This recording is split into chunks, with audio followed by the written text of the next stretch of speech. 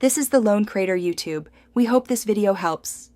You begin by confirming eligibility and unlocking the path forward. Open your Verizon app or account portal, then check that your plan supports Travel Pass or that you can add the Travel Pass daily fee. Once done, verify the specific country is covered and note the exact charge, for example, $10/day per line, so there are no surprises. Make sure to enable international data roaming on your phone next, because Travel Pass uses roaming to function. Restart the device to apply those settings. You now activate Travel Pass, the core execution step. Go to the My Verizon app, choose the line, then add Travel Pass for your travel dates or text Travel Pass to 4004. Either method works.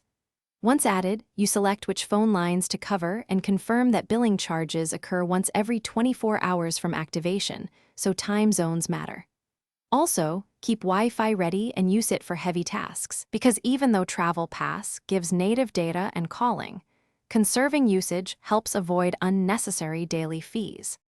You finish by using Travel Pass and handling problems quickly.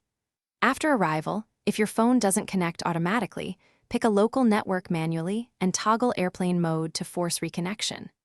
Make sure to monitor daily charges and data usage in the app, and cancel Travel Pass when you no longer need it to avoid extra days billed.